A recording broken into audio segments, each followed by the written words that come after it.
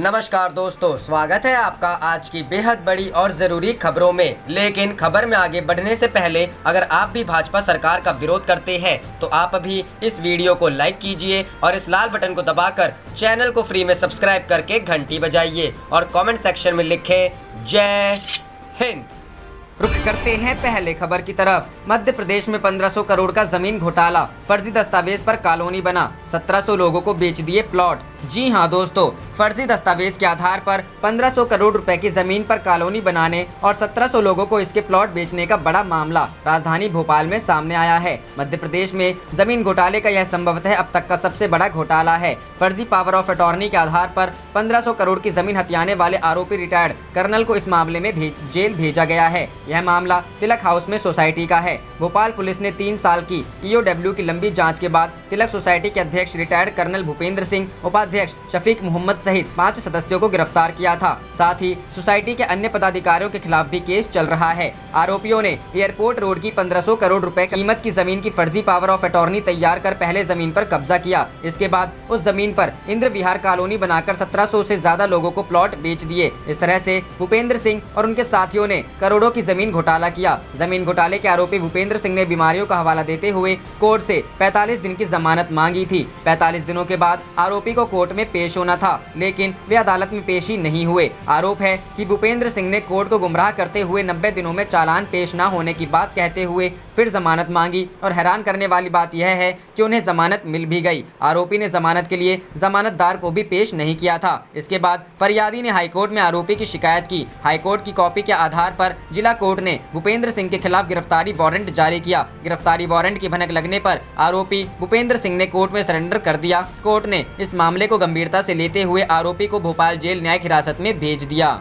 रुख करते हैं अगली खबर की तरफ। तेजस्वी बोले, बिहार के अस्पतालों में रुई और सुई के सिवा कुछ भी नहीं। जी हां दोस्तों, बिहार विधानसभा में नेता तेजस्वी प्रसाद यादव ने उप मुख्यमंत्री सुशील कुमार मोदी के बयान पर करारा पलटवार किया है। उन्होंने कहा कि आपकी 15 वर्ष की सरकार में राज्य के अस्पतालों में रुई और सुई के अलावा और कौन से उपकरण उपलब्ध हैं। मुख्य विपक्षी पार्टी राजद के वरिष्ठ नेता तेजस्वी यादव ने शनिवार को ट्वीट कर कहा कि लालू जी ने 15 वर्ष पहले उस दौर का बेहतरीन हेल्थ इंफ्रास्ट्रक्चर सौंपा था, लेकिन आपने और नीतीश कुमार ने 15 वर्ष में उसका सत्यानाश कर दिया। आप यह बताएं, 15 वर्ष राज भोगने के बावजूद आपके शासन में अब भी बिहार के अस्पतालों में रुई और सुई के अलावा क्या मेडिकल उपकरण उपलब्ध है। बता दें कि भाजपा के वरिष्ठ नेता सुशील कुमार मोदी ने शुक्रवार को ट्वीट किया था कि लालू प्रसाद भूल गए कि उन्होंने राबड़ी देवी की कबाड़ सरकार को कांग्रेस के जुगाड़ से चलाया था। बहुमत साबित करने के लिए कांग्रेस के सभी 35 विधायक मंत्री बना दिए गए थे। विधानसभा अध्यक्ष का पद भी राजद अपने पास नहीं रख पाया था। मंत्री बनने वालों में पहली बार विधायक बनने वाले अनुभवहीन कबाड़ भी थे।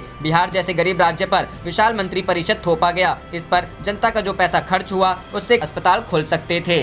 रुख करते हैं अगली खबर की तरफ। सीताराम येचुरी का केंद्र सरकार पर हमला, कहा स्पेशल ट्रेनों के जरिए सरकार ने गरीबों की पीड़ा का फायदा उठाया। जी हां दोस्तों, मार्क्सवादी कम्युनिस्ट पार्टी के महासचिव सीताराम येचुरी ने शनिवार को आरोप लगाया कि सरकार ने श्रमिक ट्रेनों के जरिए गरीब भारतीय नागरिकों की पीड़ा का फायदा उठाया है। उन्होंने यह दावा भी किया कि स्पेशल ट्रेनों को लेकर सरकार का रुख शर्मनाक है। येचुरी ने ट्वीट किया, गरीब भारतीय नागरिकों का पीड़ा का फायदा उठाकर मुनाफा कमाना मोदी नॉमिक्स है, जिसके तहत पूंजीपतियों को लाखों करोड़ रुपए की कर्ज माफी मिलती है। दरअसल RTI कार्यकर्ता अजय कुमार बोस द्वारा सूचना के अधिकार के तहत दाखिल आवेदन के माध्यम से प्राप्त आंकड़े दर्शाते हैं कि रेलवे ने श्रमिक स्पेशल ट्रेन चलाने में 2142 करोड़ खर्च किए हैं, लेकिन उससे महज 429 करोड़ रुपए का राजस्व प्राप्त हुआ। गौरतलब है कि कोरोना वायरस के मद्देनजर 24 मार्च को देश में लॉकडाउन लागू होने के बाद तमाम शहरों में बड़ी संख्या में प्रवासी फंस गए थे। उन्हें उनके प्रदेश अथवा गृह जिले तक पहुंचाने के लिए सरकार ने श्रमिक स्पेशल ट्रेनों की व्यवस्था की थी।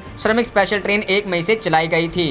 रुख करते हैं अगली खबर की तरफ। राजस्थान मामले में बोली कांग्रेस, मास्टर के बयान को हूबहू पढ़ रहे राज्यपाल। जी हां दोस्तों, राजस्थान के राज्यपाल ने कांग्रेस सरकार के समक्ष जो सवाल उठाए थे, पार्टी ने उसका जवाब भेज दिया है। पार्टी के वरिष्ठ नेता अभिषेक मनु सिंघवी ने रविवार को कहा कि प्रेस रिलीज में राजभवन की ओर से जो सवाल उठाए गए थे उस पर सरकार ने जवाब दे दिया है। राजस्थान सरकार ने इसी के साथ 31 जुलाई से विधानसभा का सत्र बुलाने की मांग की है। सिंघवी ने कहा, यह काफी दिलचस्प बात है कि विधानसभा का सत्र बुलाए जाने से पहले राज्यपाल ने विधायक की गतिविधि, उनकी हाजिरी और अन्य मुद्दे अपने सवाल में उठाए हैं। राज्यपाल की यह सक्रियता सराहनीय है, लेकिन यह उनके अधिकार क्षेत्र में नहीं आता। ये सभी मुद्दे या तो विधानसभा अध्यक्ष का सचिवालय देखता है या सरकार की मशीनरी। ऐसे भी सवाल उठाए गए कि कोरोना की इस विकट परिस्थिति में किन राज्यों की विधानसभा चल रही है या जहां सत्र बुलाए गए हैं। इस पर राज्यपाल की अनभिज्ञता की ओर इशारा करते हुए अभिषेक मन्नू सिंघवी ने कहा कि देश की कई विधानसभाएं चल रही हैं, जिनमें पुडुचेरी, महाराष्ट्र और बिहार के नाम हैं। कामकाज शुरू करने के लिए इन राज्यों में विधानसभा का सत्र बुलाया गया है। राज्यपाल कलराज मिश्रा की ओर से सवाल उठाए जाने पर कांग्रेस नेता सिंघवी ने ऐतराज जताया और कहा कि इसमें कोई संकोच नहीं कि सभी सवाल केंद्र सरकार की उच्च स्तरीय अथॉरिटी की ओर से आ रहे हैं और राजभवन की तरफ से मास्टर के बयान हूबहू पढ़े जा रहे हैं। सिंघवी ने कहा, हम सब जानते हैं कि मास्टर कौन है, लेकिन इससे राजभवन की गरिमा और संवैधानिक पद को गहरा आघात लग रहा है। रुख करते हैं अगली खबर की तरफ। राजस्थान में सचिन पायलट खेमे को लग सकता है बड़ा झटका। 31 जुलाई को विधानसभा सत्र बुलाने की तैयारी में सीएम गहलोत। जी हां दोस्तों, राजस्थान में जारी सियासी घमासान और विधानसभा सत्र बुलाने को लेकर मुख्यमंत्री और राज्यपाल में फंसे पेच के बीच एबीपी न्यूज को सूत्रों से जानकारी मिली है कि अशोक गहलोत सरकार ने 31 जुलाई यानी आगामी शुक्रवार से विधानसभा का सत्र बुलाने का प्रस्ताव राज्यपाल को भेजा है। एक दिन पहले मुख्यमंत्री गहलोत ने सोमवार से विधानसभा का सत्र बुलाए जाने की मांग राज्यपाल से की थी, लेकिन अनुमति मिलने में हुई देरी के बाद कांग्रेस के विधायकों ने राजभवन के अंदर धरना दिया और नारेबाजी की। बता दें कि सचिन पायलट समेत कांग्रेस के 19 बागी विधायकों की सदस्यता रद्द करने को लेकर कांग्रेस की शिकायत के बाद विधानसभा अध्यक्ष की तरफ से पायलट कैंप को भेजे गए कारण बताओ नोटिस पर हाईकोर्ट ने यथास्थिति बरकरार रखने का आदेश दिया था। इसका मतलब है कि सचिन पायलट खेमे को थोड़ी राहत मिल गई। मामले की सुनवाई अब सोमवार को सुप्रीम कोर्ट में होगी। बागियों पर कार्रवाई में हो रही देरी के मद्देनजर अशोक गहलोत ने सोमवार को विधानसभा का सत्र बुलाकर बागियों की सदस्यता रद्द करवाने की रणनीति बनाई, लेकिन राज्यपाल कलराज मिश्रा ने कानूनी सलाह लेने की बात कहकर तत्काल कोई आदेश देने से मना कर दिया था। ऐसे में देखना होगा कि क्या 31 जुलाई से सत्र बुलाए जाने के नए प्रस्ताव पर राज्यपाल अपनी मुहर लगाते हैं। कांग्रेस के उच्च सूत्रों के मुताबिक गहलोत सरकार को 102 विधायकों का समर्थन हासिल है, यानी सदन के अंदर अशोक गहलोत को विश्वास मत हासिल करने में कोई परेशानी नहीं होगी। इस बीच कांग्रेस ने सोमवार को देश भर में राज्यपालों के आवास पर बीजेपी के खिलाफ विरोध प्रदर्शन करने का ऐलान किया है।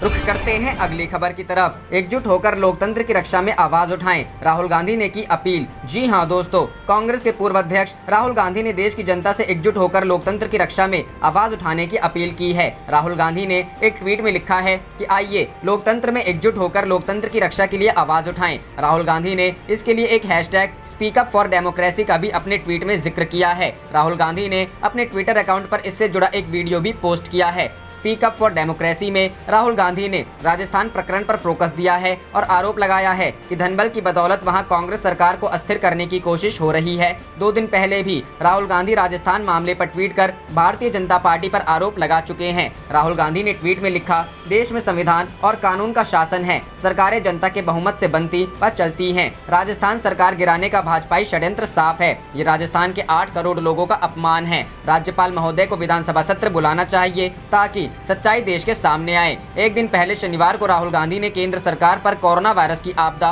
और इसमें मुनाफा कमाने का आरोप लगाते हुए कहा कि लॉकडाउन में प्रवासी मजदूरों से रेल का किराया वसूल कर कमाई की गई। इस पर ट्वीट करते हुए राहुल गांधी ने कहा, बीमारी के बादल छाए हैं, लोग मुसीबत में हैं, बेनिफिट ले सकते हैं। आपदा के मुनाफे में बदलकर कमा रही है गरीब विरोधी सरकार। कांग्रेस नेता राहुल गांधी एक रिपोर्ट पर ट्वीट करते हुए यह टिप्पणी की। इस रिपोर्ट में बताया गया है कि कोरोना जैसे गंभीर वक्त में भी भारतीय रेलवे ने श्रमिक स्पेशल ट्रेनों से 428 करोड़ रुपए की कमाई की है।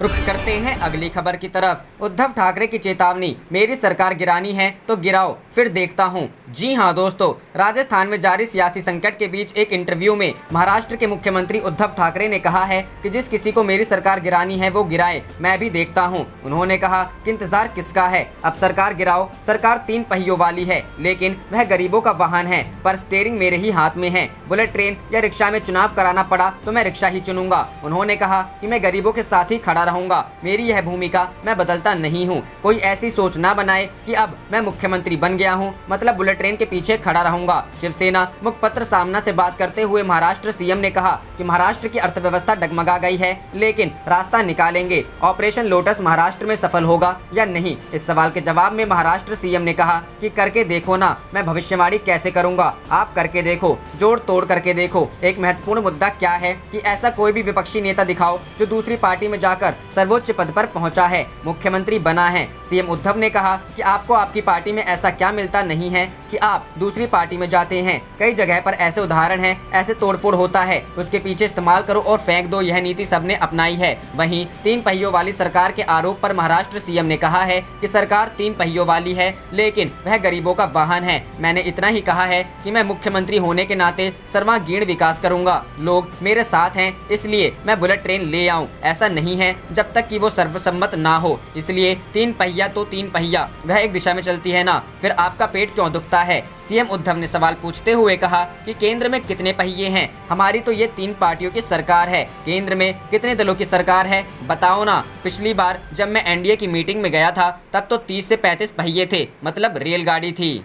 रुख करते हैं अगली खबर की तरफ। यात्रियों को जोरदार झटका, रेलवे ने रद्द की ये स्पेशल ट्रेनें, यहाँ देखें लिस्ट। जी हाँ दोस्तों, देश में कोरोना का कहर जारी है। ऐसे में तमाम राज्य फिर से कुछ दिनों का लॉकडाउन लागू कर रहे हैं। इसी बीच पश्चिम बंगाल में पूर्णबंदी के दौरान पूर्व रेलवे ने कई स्पेशल ट्रेनें कैंसिल कर दी हैं। बता दें कि पूर्व रेलवे ने पश्चिम बंगाल के कुछ स्टेशनों से चलने वाली और पहुंचने वाली विशेष ट्रेनों को रद्द कर दिया है। पूर्व रेलवे के अनुसार पश्चिम बंगाल में कोरोना संक्रमण के बढ़ते मामलों को देखते हुए लॉकडाउन लागू है, जिसकी वजह से ट्रेनों को कैंसिल करने का फैसला लिया गया है। गौरतलब है कि पश्चिम बंगाल की ममता सरकार ने सप्ताह में 2 दिन पूर्ण लॉकडाउन की घोषणा की है। पूर्व रेलवे ने बताया कि 28 जुलाई को नई दिल्ली से चलकर हावड़ा जाने वाली ट्रेन नंबर 02302 और 29 जुलाई को वापसी करने वाली ट्रेन नंबर 02301 को रद्द कर दिया गया है। रेलवे ने बताया कि हावड़ा पटना और पटना हावड़ा स्पेशल ट्रेन 29 जुलाई को रद्द रहेगी, जबकि पटना शालीमार और शालीमार पटना स्पेशल ट्रेन 28 और 29 जुलाई को नहीं चलेगी। वहीं 27 और 29 जुलाई को Sealdah new Alipurduar special train number 02377 रद्द कर दी गई है। इसके साथ ही ट्रेन संख्या 02378 न्यू अलीपुरद्वार सियालदह विशेष ट्रेन 28 और 30 जुलाई को नहीं चलेगी। रेलवे ने बताया कि सियालदह भुवनेश्वर और भुवनेश्वर सियालदह स्पेशल ट्रेन 27 और 28 जुलाई को नहीं चलेगी। रुख करते हैं अगली खबर की तरफ। अब कांग्रेस राजस्थान में लोकतंत्र बचाने को देश भर में करेगी प्रदर्शन। 27 जुलाई को होगा धरना प्रदर्शन। जी हां दोस्तों, राजस्थान में सियासी संकट के बीच कांग्रेस प्रदेश में लोकतंत्र बचाने के लिए देश भर में धरना प्रदर्शन करेगी। मुख्यमंत्री अशोक गहलोत से आलाकमान ने चर्चा कर निर्णय लिया है। इस पर रविवार सुबह 10 बजे से अभियान चलाया जाएगा। राष्ट्रव्यापी speak up for democracy online अभियान चलाया जा रहा है। मुख्यमंत्री सहित सभी कांग्रेस जन अभियान में भाग लेंगे। 27 जुलाई को होगा देश भर में प्रदर्शन। 27 जुलाई को सुबह 10 बजे कांग्रेस जन सेव डेमोक्रेसी सेव कॉन्स्टिट्यूशन के तहत विरोध प्रदर्शन करेंगे। देश भर के सभी राज्यों के राजभवनों के बाहर विरोध प्रदर्शन किया जाएगा। कोविड-19 से जुड़े सभी दिशा निर्देशों की अनुपालना के साथ प्रदर्शन करने की अपील की है। देश की संवैधानिक संस्थाओं और मूल्यों पर बीजेपी के निरंतर प्रहार का आरोप लगाया है। बीजेपी पर राज्य दर राज्य में लोकतांत्रिक तरीकों से चुनी हुई सरकारों को धन, बल और केंद्रीय एजेंसियों के दुरुपयोग से अस्थिर करने और गिराने का आरोप है। मुख्यमंत्री ने प्रदेश में शीघ्र विधानसभा सत्र आहूत करने का राज्यपाल से आग्रह किया है, लेकिन राज्यपाल ने मुख्यमंत्री और मंत्रिपरिषद की अनुशंसा के बावजूद सत्र आहूत करने की अनुमति नहीं दी। रुख करते हैं अगली खबर की तरफ। जुआ का अड्डा चलाता था बीजेपी नेता और कलाकार परेश रावल का भाई हुआ गिरफ्तार। जी हां दोस्तों, बीजेपी के पूर्व सांसद एवं मशहूर अभिनेता परेश रावल के भाई हिमांशु रावल को गुजरात पुलिस ने जुआ खिलाने में आरोप में गिरफ्तार किया है। हिमांशु के साथ ही इस मामले में 19 अन्य लोगों की गिरफ्तारी भी हुई है, जिनमें परेश रावल के बुआ का बेटा कीर्ति कुमार रावल भी शामिल है। मीडिया रिपोर्टर्स के अनुसार पुलिस की क्राइम ब्रांच टीम ने ये गिरफ्तारियां विसनगर स्थित मथुरा दास क्लब में छापेमारी के दौरान की। इस छापेमारी में पुलिस ने 2 लाख रुपए की नकदी, 16 मोबाइल फोन और 3 वाहन भी जब्त किए हैं। बताया जा रहा है कि इस क्लब का संचालन हिमांशु और कीर्ति रावल करते हैं। दोनों के इस क्लब के ट्रस्टी होने की जानकारी भी सामने आई है। पुलिस के मुताबिक क्लब में पिछले कई दिनों से जुआ खिलाया जा रहा था। क्लब में आसपास के कई जिलों से जुआरी जुआ खेलने आते थे। जुआ के इस खेल का संचालन कीर्ति रावल द्वारा किया जाता था और इस काम में हिमांशु भी उसका पार्टनर था। हिमांशु रावल मुंबई में रहता है, लेकिन लॉकडाउन के दौरान विसनगर आया हुआ था। रुख करते हैं अगली खबर की तरफ। नीतीश राज में कोरोना जांच इलाज राम भरोसे, फिर भी केंद्र ने बिहार को महामारी नियंत्रण में बता दिया मॉडल स्टेट। जी हां दोस्तों, बिहार में कोरोना को लेकर कोई गंभीर नहीं है। सरकारी गंभीरता न होने का खामियाजा आम लोग भुगत रहे हैं। ऐसे में इस पर नियंत्रण की बात तो भूल ही जाइए। सरकारी तंत्र इसे लेकर कितना गंभीर है, इसे सुनकर आपको रोना आ सकता है। पत्रकार कुमार सौरभ एक राष्ट्रीय न्यूज चैनल में हैं, जाने पहचाने चेहरे हैं, इसलिए शासन प्रशासन के लोग उन्हें जानते पहचानते हैं। अभी 20 जुलाई को उन्होंने पटना के गार्डनर रोड अस्पताल में कोरोना जांच के लिए फॉर्म भरा। उनके साथ कई अन्य पत्रकार भी थे। सैंपल लेने की गति काफी धीमी थी। 2 घंटे बीत गए, किसी जरूरी खबर को कवर करना था, सो सब बिना सैंपल दिए ही वहां से निकल लिए। फिर भी उनकी रिपोर्ट आ गई और वह तथा उनके साथी नेगेटिव बताए गए हैं। यह जानकारी खुद उन्होंने फेसबुक पर दी है। लेकिन यह कोई अकेला मामला नहीं है। कटिहार के 4 मजदूरों ने जांच के लिए अपने नाम सरकारी रजिस्टर में लिखवाए, पर जांच नहीं हुई तो वे अपने घर चले गए। दूसरे दिन एकाएक एम्बुलेंस पहुंची और चारों को पकड़कर यह कहकर भर्ती करा दिया है कि वे सभी पॉजिटिव हैं। फिर भी केंद्र स्वास्थ्य मंत्रालय के संयुक्त सचिव लव अग्रवाल के नेतृत्व में आई टीम के जाने के बाद 21 जुलाई को राज्य के स्वास्थ्य मंत्री मंगल पांडे ने कहा कि केंद्रीय टीम ने बिहार को मॉडल और संक्रमण रोकने में काफी हद तक कामयाब माना है। यह तब है जब बिहार सरकार के बड़े अस्पताल इंदिरा गांधी आयुर्विज्ञान संस्थान के निदेशक डॉक्टर NR विश्वास को केंद्र सरकार के अस्पताल एम्स पटना में जाकर कोरोना का इलाज कराना पड़ा। सदर अस्पताल के डॉक्टर मनोज कुमार राजधानी पटना में कार से अपने भाई को लेकर IGIMS PMCH एम्स सहित प्राइवेट अस्पतालों में भर्ती कराने के लिए घूमते रह गए। बैंक ऑफ इंडिया के कैशियर विक्रम प्रताप को लेकर भी इसी दिन परिजन घूमते रह गए, लेकिन किसी सरकारी अस्पताल में उन्हें भर्ती नहीं किया और आखिरकार प्राइवेट अस्पताल पहुंचकर उन्होंने दम तोड़ दिया। और जब राजधानी की यह हालत है तो बाढ़ से घिरे सीमांचल के जिलों की हालत समझी जा सकती है। 15 जुलाई को राज्य के सबसे बड़े अस्पताल के आइसोलेशन में बच्ची से बलात्कार की घटना ने मरीजों की निगरानी को बेपर्दा कर दिया। राज्य सरकार ने काफी पहले राज्य के दूसरे सबसे बड़े सरकारी अस्पताल NMCH को कोविड अस्पताल घोषित कर दिया था, लेकिन जैसे ही संक्रमण की रफ्तार बढ़ी, यह अस्पताल बौना साबित हुआ। संसाधनों की कमी पूरे प्रदेश में जाँच की गति को प्रभावित कर रही है। केंद्रीय टीम के आने के ठीक पहले रैपिड एंटीजन किट से जाँच शुरू की गयी, लेकिन इसके लिए भी तैयारी पूरी नहीं की गयी। 22 जुलाई तक बारिश में डूबे और बाढ़ से घिरे मुजफ्फरपुर शहर के PHC में टेक्नीशियन नहीं होने के कारण जांच नहीं हो पा रही थी। एक PHC में तो सैंपल लेने आया टेक्नीशियन ही पॉजिटिव निकला, वह भी तब जब खुद दूसरे का सैंपल लेने बैठा और तबीयत खराब लगने पर अपनी जांच कराई। रुख करते हैं अगली खबर की तरफ। राजस्थान के मुद्दे पर सोमवार को देश भर में प्रदर्शन करेगी कांग्रेस, निशाने पर बीजेपी और राज्यपाल। जी हां दोस्तों, सचिन पायलट की बगावत के कारण राजस्थान में सियासी संकट में फंसी कांग्रेस सोमवार को देश भर में बीजेपी के खिलाफ प्रदर्शन करेगी। अशोक गहलोत बनाम सचिन पायलट की इस सियासी लड़ाई का मामला अब सुप्रीम कोर्ट में है, तो वहीं विधानसभा सत्र बुलाए जाने के मुद्दे को लेकर मुख्यमंत्री गहलोत और राज्यपाल कलराज मिश्रा के बीच पेच फंस गया है। इस मामले को लेकर शुरू से बीजेपी पर हमलावर रही कांग्रेस ने ऐलान किया है कि सोमवार सुबह 11 बजे देश भर के राजभवनों यानी राज्यपालों, उपराज्यपालों के आवास के बाहर बीजेपी के खिलाफ लोकतंत्र बचाओ संविधान बचाओ की मांग के साथ कांग्रेस कार्यकर्ता विरोध प्रदर्शन करेंगे। सोमवार को सुप्रीम कोर्ट में राजस्थान मामले को लेकर सुनवाई भी है। देशव्यापी विरोध प्रदर्शन का ऐलान करते हुए कांग्रेस के संगठन महासचिव KC वेणुगोपाल ने आरोप लगाया कि देश के संवैधानिक और लोकतांत्रिक ढांचे पर बीजेपी हमला कर रही है। धनबल, डर और संवैधानिक संस्थाओं का दुरुपयोग कर बीजेपी लोकतांत्रिक तरीके से चुनी गई विरोधी दलों की सरकारों को अस्थिर कर रही है।